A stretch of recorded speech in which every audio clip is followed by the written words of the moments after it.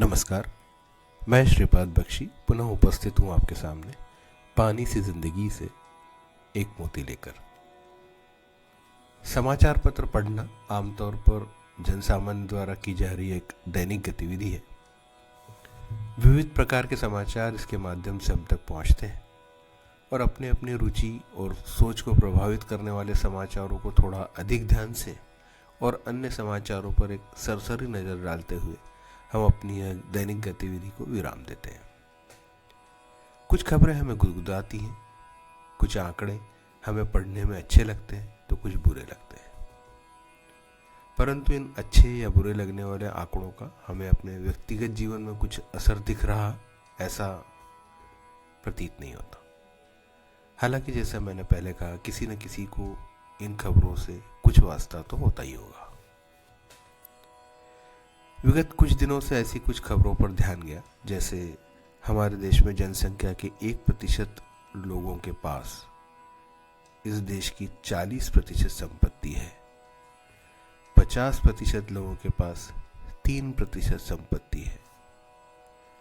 जो ये 1% लोग हैं जिनके पास 40% संपत्ति है, वे कुल टैक्स का 3 से 4% देते हैं। मध्यम वर्गीय लोग, मतलब जिनकी आय 5 से 30 लाख सालाना है, वे कुल टैक्स का 31% टैक्स देते हैं। 64% टैक्स गरीब लोग देते हैं, क्योंकि यह उन वस्तुओं से आता है जो दैनिक जीवन में लगती हैं। कुछ खबरें और हैं, जैसे देश में लग्जरी गाड़ियों की बिक्री में वृद्धि सामान्य गाड़ियों की तुलना में बढ़ रही है।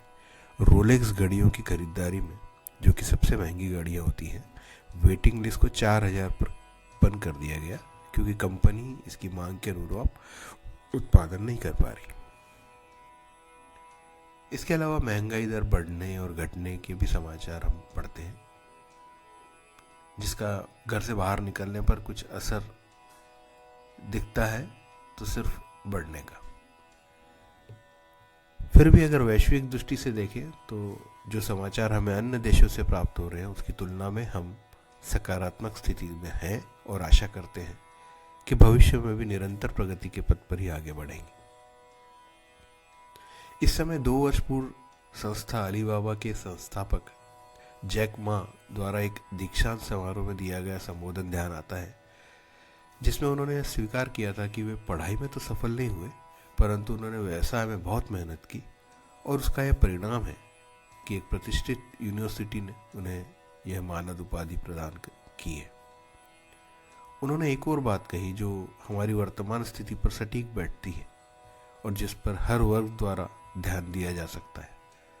उन्होंने कहा कि जब आप लाख, 10 लाख और करोड़ कमाते हैं तो वह तो आपका है, परंतु जब आप 100, 200 और हजारों करोड़ कमा रहे होते हैं तो यह पैसा आपका नहीं है। यह पैसा इस समाज ने आपके सुपुर्द किया है, यह सोचकर कि आप सक्षम हैं और इसलिए आप इस पैसों से इस समाज, देश और आबादी का जीवन सरल बनाएंगे, वो उनको समृद्ध बनाने की दिशा में कार्य करेंगे। इस सोच को सिर्फ पैसे से ना भी जोड़ें तो जो भी हमारे पास हमारी आवश्यकता से अधिक है, वह किसी अधिक जरूरतमंद तक पहुंचाने की इच्छा शक्ति यदि और व्यापक होती जाए तो क्या बात हो।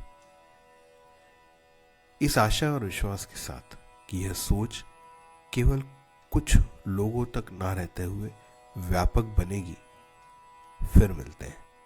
जय हो। नमस्कार।